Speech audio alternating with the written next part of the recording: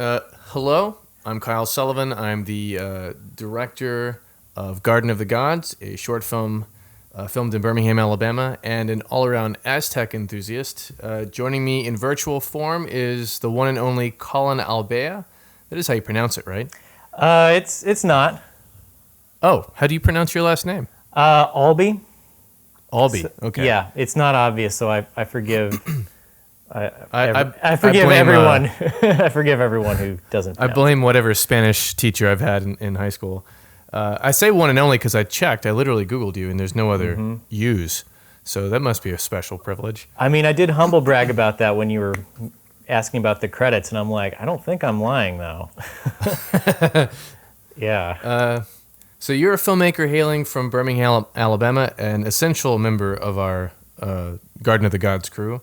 You were a PA, and I remember Katie, on several occasions thanking the gods that you were available. But you've done all kinds of jobs all over production. In fact, when I first met you, you were doing an AD position for Whitney Hamilton's Union, I think. Mm-hmm. And recently, you just finished a really cool short about political canvassing. I'm not sure. Like, I see the message, but I'm not sure I quite understand it. But it was cool. Yeah, it was fun. I kind of, I guess I'm one of those people where I'm like, ooh, you don't quite understand it. I guess that means you maybe are actually thinking about it. So I'll take that. No, I liked it. I did. I thought the rush to the door was a cool shot. I thought the circular, almost like time travel-y nature about it was really cool. And the fact you packed all that into that little nugget of a film, basically shot from your apartment because of, the coronavirus. That was for Scramble, right? Yes. So I did make it originally for the quarantine Scramble was announced, I guess relatively early in the quarantine, whatever this is. And so I did not complete it in time for the Scramble because I was still working, so I missed important details like I assumed that I could edit it on Saturday, but it was in fact due on Friday. So I blame that on not being all that smart, and also the fact that I was still working. And so therefore I'm like, well, I was a little bummed about that, about not being in the competition anymore. But then I'm like, well, this gives me something to do while I'm in quarantine. So I finished cutting that. And of course, the part of the rules for the Scramble were that you had to film it in your place of residence. So it was like, and I had already had that idea I first had the concept that popped in my head for the regular Scramble that happened in early March many years ago. Yeah. And so that's when I first had the idea, but it was not going to work for the actual Scramble draw we had. So I was like, well, that's too bad. I guess I'm not doing that idea. But then once this quarantine Scramble got going, I'm like, oh, actually that idea works. So. Well, I liked it, so you did a good job. Appreciate you. You work in production generally, but you have a particular job, like during the day, working in production. Is that correct? Mm-hmm. Yes, I work in the TV news world as an editor. So is that a starkly different kind of animal compared to being an AD on a Civil War film, or? Are there some similarities in the challenges, or is it just too different to compare? I would say the only thing they really have in common is you do have to have some strong left brain skills. Other than that, yes, being an editor in the news world is a very completely different animal. And how did you fall into that? Is the news stuff something that you were aiming for first, and then you wanted to do some other stuff? How did you get into production, and how did you end up doing news? Was that your aim? It was not really my aim. It was I managed to get a job because I know how to edit. Production, film production is my main guiding force there. Very good, sir. Well, I have. That was the first of 5 questions I wanted to ask you. So I've got 4 more questions for you. I'm not assigning points, and there are no wrong answers, except when there are. Question number 2. I guess outside of your day job, outside of the news business, do you have a favorite department and why? Favorite department? I mean, I guess I like being a first AD. I feel like I bring a lot to it, and I think the first AD, we all can agree that a good first AD makes a huge difference. We all were blessed with a terrific one in Mongo on Garden of the Gods. Wasn't he great? Shout out. So Man. He was terrific. He was fantastic. Yeah, he had that whip at our backs. We just cowered in the corner and did our jobs. It was perfect. Yeah, but a gentle whip. That's how it's done, right? In Mongo, I think. I'm gonna get some T-shirts that say "In Mongo We Trust" and hand them out in the next gig. Excellent. Yeah. But yeah, I like that department just because, or I don't know if that's really a department. Is first AD a department? I guess it's the production department, in the older lingo. Yeah, I mean, you get more in producing realm in that end, but it's just so essential to have someone who is thinking about all the many things that go into organizing a film set that aren't necessarily creative decisions. And I feel like when I first learned what the AD does, I'm like, that's what I've been missing from everything else I've attempted to do in my life. Is never seen I had, up to the point when I was 20, I'd never heard of the idea of a first AD. So, yeah, I enjoy filling that void when I can. Copy that. My third question, give me the title of a movie or film, or multiples if you have them, that you've racked up the most hours watching. Doesn't have to be your favorite, just technically speaking, how many minutes of your life have you wasted on this film? What film is that? It might be Men in Black. Interesting. Yeah, it's one of my all-time favorite movies, and of course I saw it in the theater. And again, not long after it came out on home video, and pretty regularly since. It helps that it's also kind of one of I come from a little bit of a movie watching family, so that's any movie that all other members of the family also like watching means that you end up watching that movie a lot. So that's one, Galaxy Quest, and then of course I probably have seen 2001: A Space Odyssey a lot of times, and of course watching that movie 10 times is a lot of hours. So there's that. It's almost a year of your life. Yeah, I like that movie, but that doesn't fit with the other 2 that you listed.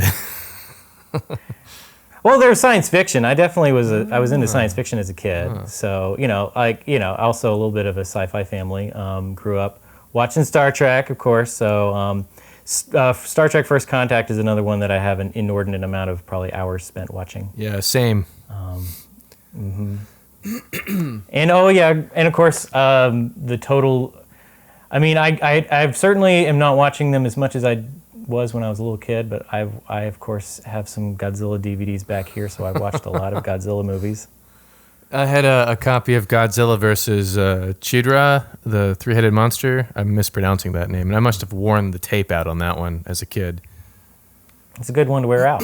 I recently heard that they remade it, and I haven't worked up the bravery to go watch it, the courage to go watch it. The American one? I don't know. I just remember seeing a modern trailer within the last 12 months somewhere, and they remade that movie. And I'm like, really? Okay. Yeah, the American one that came out last year. It's okay. It's fun. How did you feel about the newest Men in Black that came out? I didn't see it. I did see the first three, but I don't go to the movie. Well, I go fairly often, but I don't go often. Somehow I missed that one. I wanted to see it. It looked all right. I really hated the second one, and I actually thought the third one was pretty good. I think I learned a lot about filmmaking and writing from the why on earth the first one is so good and why the second one is so bad. Yeah. I think, yeah. Yeah, bad movies That was are a good they're lesson. good teachers, I think. Yeah. Why do I hate this so much? Let me take some notes. Yeah, and the fact that they used a lot of the same jokes, but they just weren't landing the second, or they're superficially similar movies, and yet there's so much difference. So that taught me a lot, making me think about that especially since I was that age. Let's see. Question number 4. What was your favorite shoot day on Garden of the Gods? I mean, it had to be the party scene. If for no other reason than the production assistant team got to play with fire for several hours. I forgot about the fire. Yeah. Yeah. It was like, my clothes smelled smoky for, till I washed them again. But yeah, that was fun. I enjoyed that. Yeah, you guys kept the fire going the whole time, man. That was amazing. I mean, it was cold. It wasn't just for picture. It was cold out that night. Man, it was in the teens, wasn't it? It wasn't that cold. 20s? It was cold. I remember being layered up. It was cold enough to be for us Alabama folk.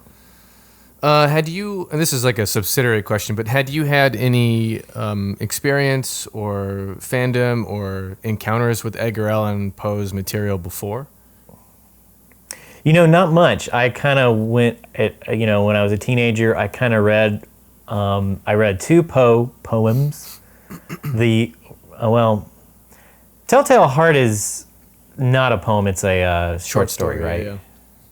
Yeah, and so only 2 I've read are The Raven and Telltale Heart, both of which I thought were pretty badass. I also saw the Roger Corman, Vincent Price Pit and the Pendulum. Oh boy, that is a slice of Americana right there. It's a fun movie. It's a fun movie. It's a fun movie. I mean, I guess it's been close to 15 years since I saw it, but I was like, this is better than I thought it was going to be and creepier. But I don't think it has, from what I understand, like most of the Roger Corman Poe adaptations, it doesn't have that much to do with the story. But, other than maybe the atmosphere. They really expanded the scope of the stories into a feature length kind of a feel and deal. And sometimes you lose in that restructuring. Sometimes you win, and I'm not really certain how they wound up there. But it's got Vincent Price in it, and that guy is definitely Vincent Price. He's fun. Mm-hmm.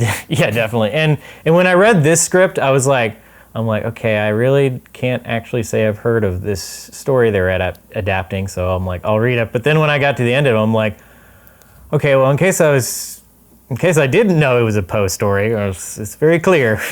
So. Oh yeah, there's no one like Poe. I read this on my own, like when I was a teenager. Thought I'd feel smart and I'd read it, and I remember at the end of it just like being completely wiped out. I was like, oh my God, Poe, who hurt you? Show me who hurt you. I have to say, that was almost like a flaw I thought was in the original script, but once I talked to Katie about it, I'm like, okay, I get it. I'm like, I don't get the motivation that much for why he feels the need to do this, but then it was like, well, that's kind of how the story is, and I'm like, well, that also sounds like Poe. So yeah, it's tough. He'll deny you every pleasure. Thanks, Poe. 160 years after his death. Thanks, Poe. Really. Yeah. Well, very cool, sir. That is my list of 5 questions, and maybe before we conclude this internet virtual activity, maybe you can tell us what else you're working on, because you also put out another quick little short I saw. I guess Quitting Time, something like that, where you're waiting on the clock to turn 5, and then I thought that was very stylish. And I guess I wanted to know if you're doing anything else like that while you're quarantined at home like the rest of us. I appreciate that. It helps that I thought that song was hilarious when I first found it. Yeah, I mean, I kind of have ideas here and there to do more dumb ideas, but what I'm really trying to do when I have free time lately is to actually try to write screenplays, which is, that's one goal I have in this quarantine is to churn out a little bit more actual turnable scripts. Now, I'm a little bit like that meme where it's the guy looking away from his girlfriend, that meme? And she's and like I saw a version of that meme where it's just like project I'm working on now, and like new idea. And that's how I am a little bit with my writing, but I got a few things I'm working on. So hopefully by the end of the quarantine I'll have a short that I can maybe start getting in pre-production on. That would be the goal. Well, heck yeah, sir. Well, cool. Well, thank you very much for spending some time with me, and I guess I'll see you in the near future somewhere. Yes, hopefully in person in the near future. We'll see. We'll see.